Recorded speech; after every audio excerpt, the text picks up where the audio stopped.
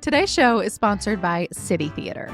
If you are a birthday person and you love making that whole week, maybe month, maybe season all about celebrating your big day, then the play Birthday Candles might be perfect for you. City Theater is presenting Birthday Candles by Noah Heidel and directed by Mark Masterson, and you can catch the show on the South Side from March 8th through the 30th. Join Ernestine as she takes us through a century of birthdays. The play is inquisitive, it's hilarious, it's heartwarming, and it asks big questions about our place in the universe and what we might do for the perfect gift. You can find out more and buy your tickets at citytheatercompany.org. CityCast Pittsburgh is supported by Fulton Commons. If you're looking for a gorgeous co-working space with lots of light and some truly wonderfully funky decor, check out Fulton Commons on the north side. The historic but very well renovated old school building is deep in the neighborhood by a park, tucked away but still super close to anywhere you want to be. They've got offices and common spaces. It's perfect for organizations or individuals, and they even have a shared food production kitchen on site. So there's lots of food-related events for their members. If this sounds like your dream co-working space, visit fultonpgh.org to request a tour.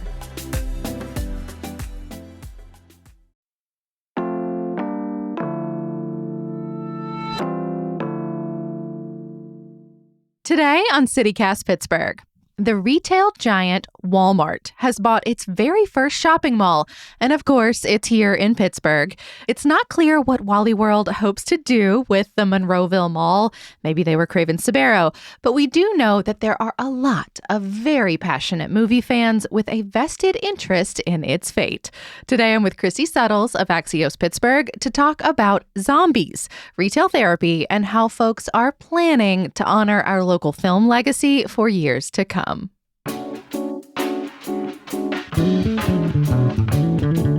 It's Wednesday, March 5th. I'm Megan Harris, and here's what Pittsburgh's talking about.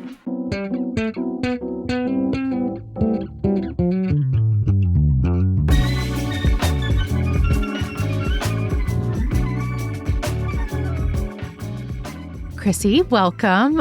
What does Monroeville Mall look like right now? Have you been? I have been to Monroeville Mall. I actually live 10 minutes away. It's actually one of my favorite malls in the region. Fun fact, it is it's 1 million square feet. Wait, like an actual million, like a whole million? No, it's million? 1 million square feet. You can take 3 exits off the highway and still be passing exits for the Monroeville Mall. Now you are really talking Pittsburgh's language. You're doing it by exits.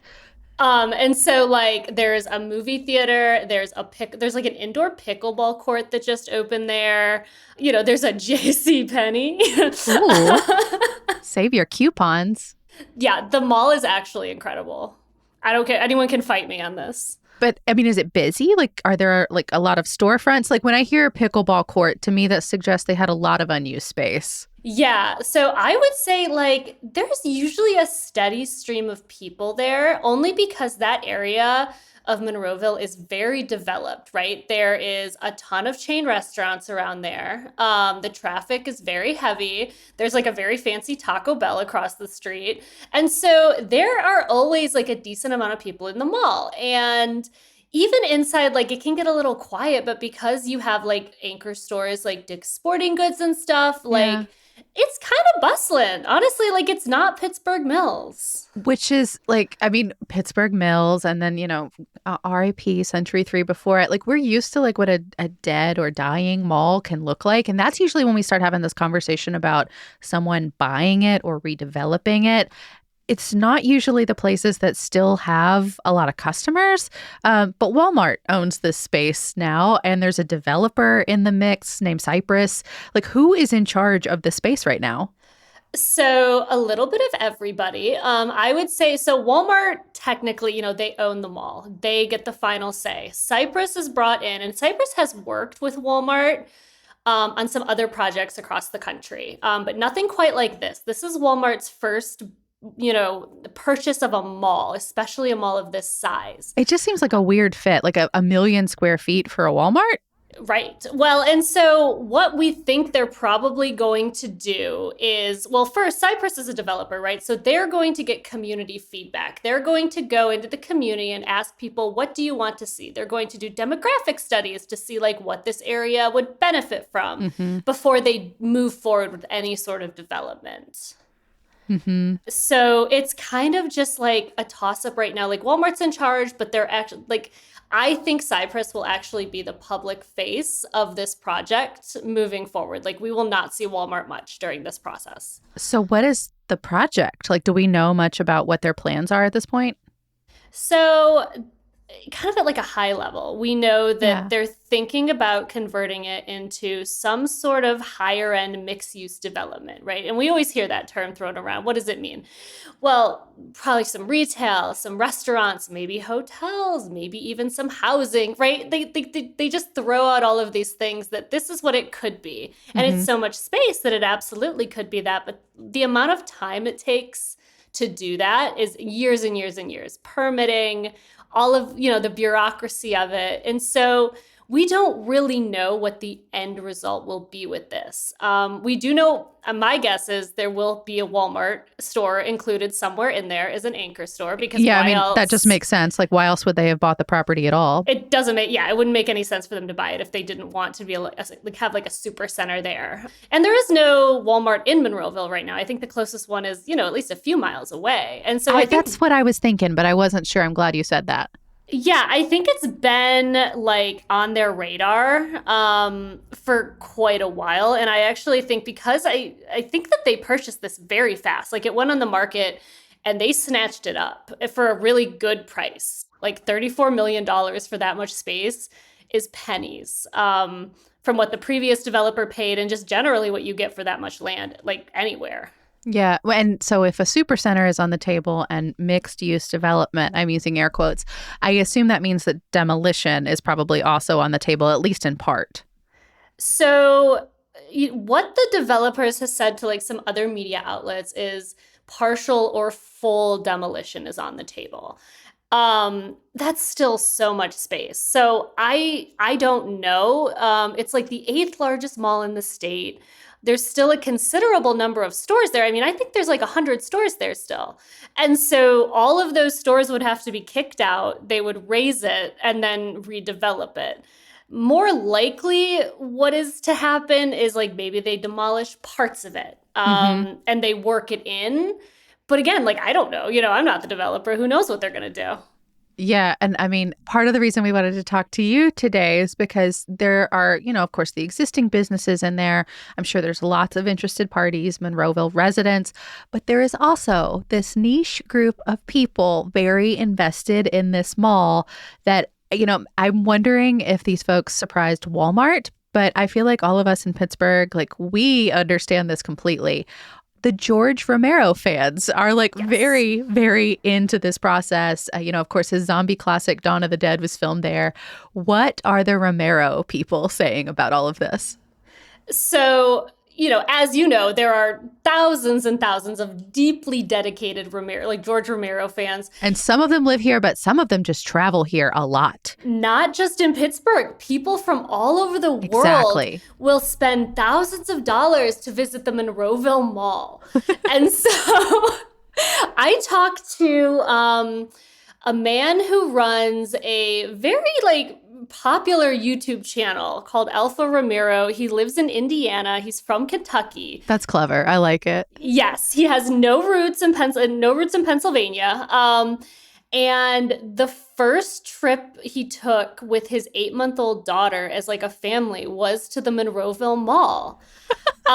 He says that it's like meeting his favorite film character, that he just loves Romero. I mean, and Romero was like a blue collar filmmaker, right? Like he inspired a whole generation of like small filmmakers. And he kind of taught people like, you don't need a big budget or like a fancy reputation to make like cool movies. And he's so he's an indie icon, and if you're into Yes. the zombie genre, he's also an icon there too.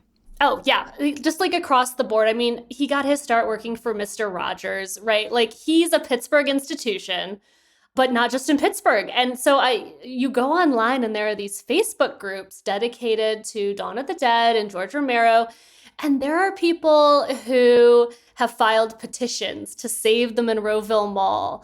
They're getting like 200 or so signatures because like ultimately the people that are like running like, the Living Dead weekends and some of the zombie stuff that goes on in the mall. The like convention type events. They're very practical about this. They know that like they're not going to stop, they're not going to preserve the mall as a historic place. It's just too late in the process for it. And too big.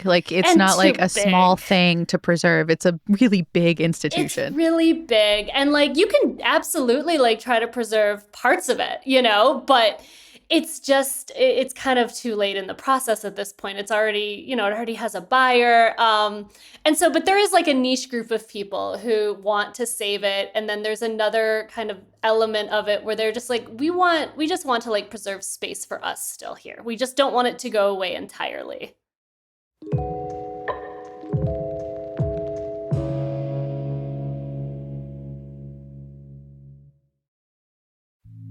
Today's show is supported by the Frick Pittsburgh Museum and Gardens and their newest exhibition, Kara Walker, Harper's Pictorial History of the Civil War Annotated. The CityCast crew just checked it out. It's so vivid. There are 15 panels from artist Kara Walker. If you're not familiar with her work, in this series, she places black silhouettes on top of old Harper's Weekly engravings. It's easy to forget now, but back in the day, illustrations like these were the main way a lot of people interpreted what it meant to be at war. There is a lot of patriotism and not a lot of the many free and enslaved Black men and women who lived and fought and died during this war too. Also, the prints are paired with other Harper's Weekly illustrations, so you truly get a sense of how these stories were being told at the time.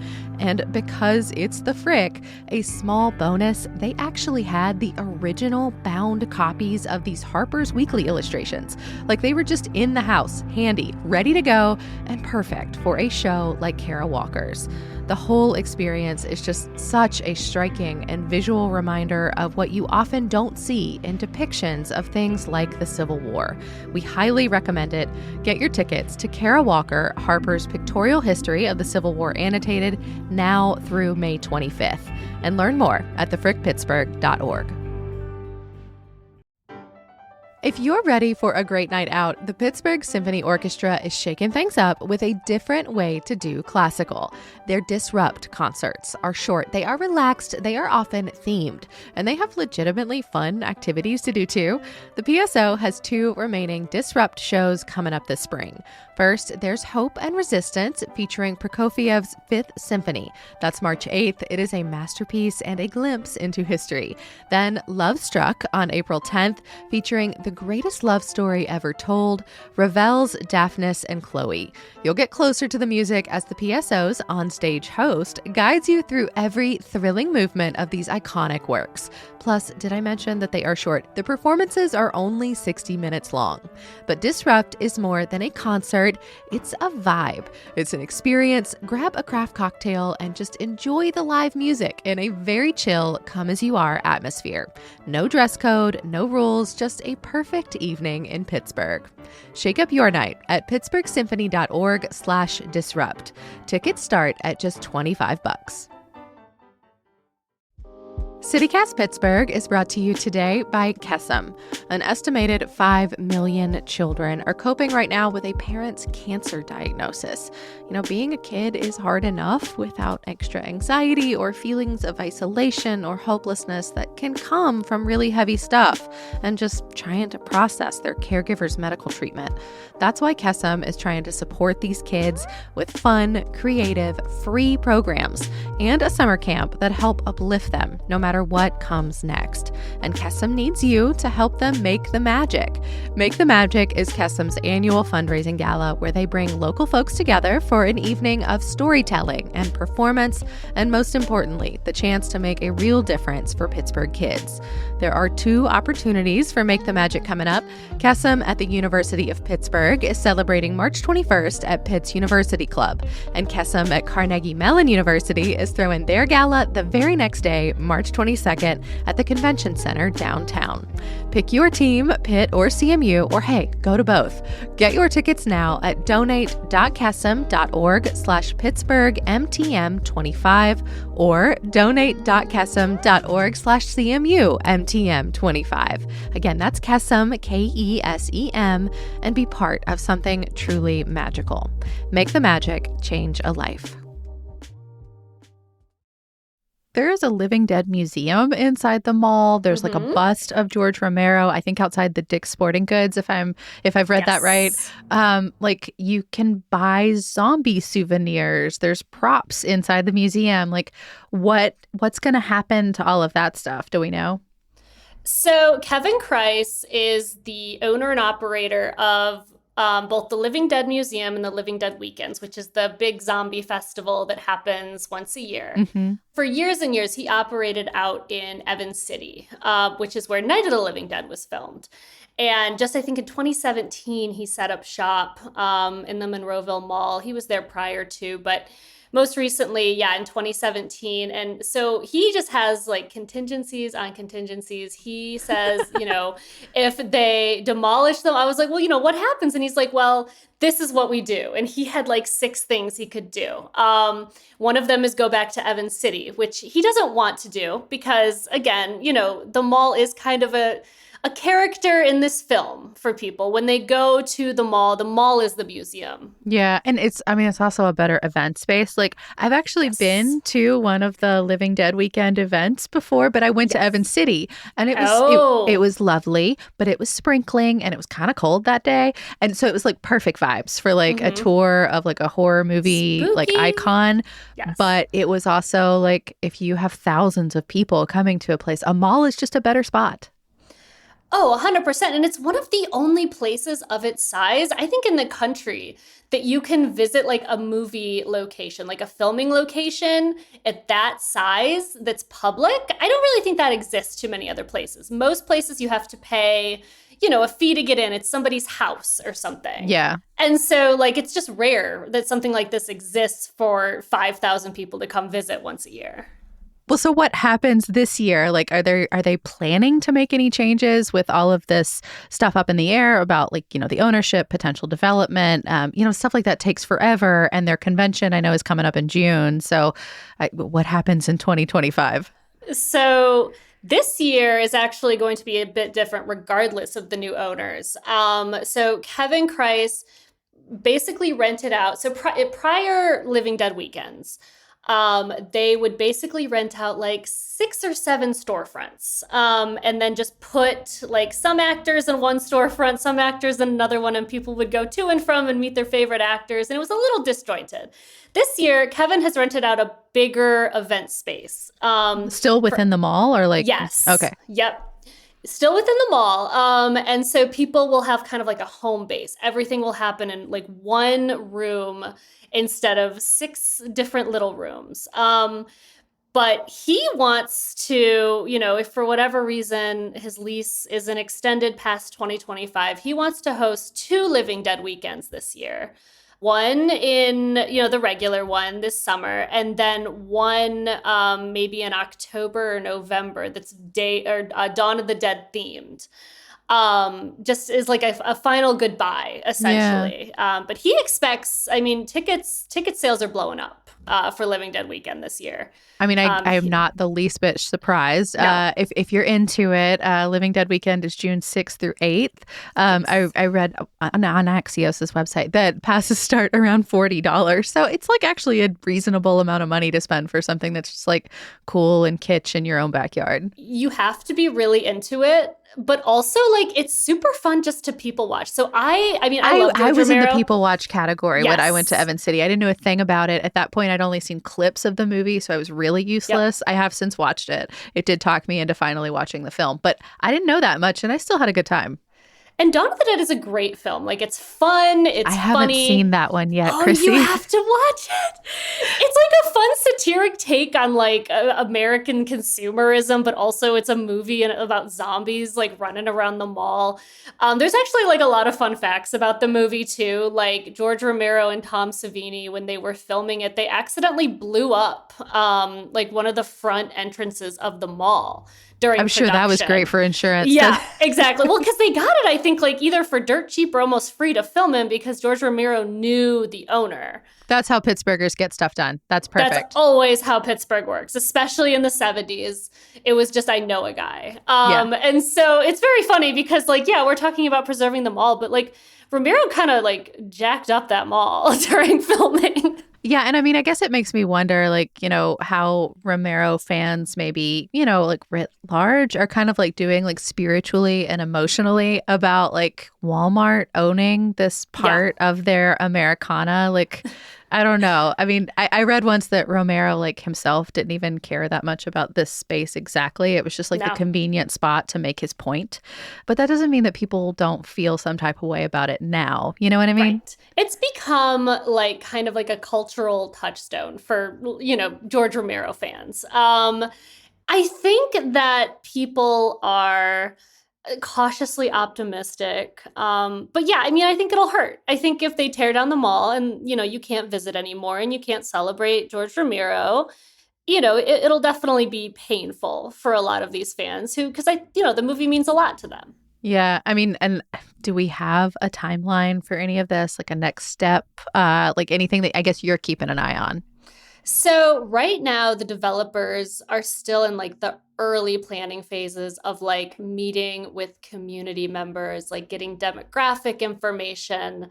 It's going to be a while until we have any real concrete news about like what this could look like. And then even then, I mean, they still have to hire architects. They have to go through all of the processes that you know, go into redeveloping something like this. I mean, it'll be exciting. I think that, you know, a redevelopment isn't necessarily a bad thing for that area.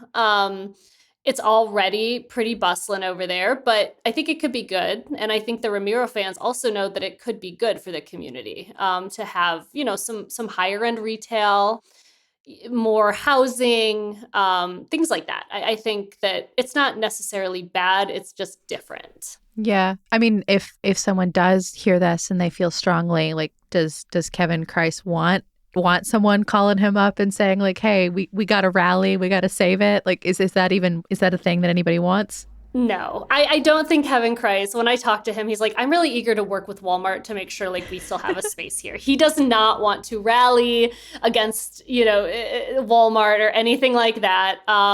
He's very practical about the whole thing. He's pretty optimistic at this point that, you know, it'll be here for at least a couple more years. But, you know, no one really knows yet because there's only so much information out there. And I don't even know if the developers fully know what the plan is yet. So what about you, Chrissy? Are you going to be like trucking down to the mall a few more times this year, like just for old time's sake? Constantly. I'm going to do a birthday party at the mall, Christmas at the mall. I mean, I do like the mall. I genuinely like Monroeville Mall. It's second only to Ross Park, just because, you know, Ross Park has like more stores and like actual shopping. But okay, yeah, stand by for Chrissy's definitive ranking of Pittsburgh area malls. All four of them. Yeah, maybe I'll see you in the food court. Chrissy Settles with Axios Pittsburgh. Thank you so much. Thank you. That's all for today here on CityCast Pittsburgh. We will be back tomorrow morning with more news from around the city. Talk to you again soon.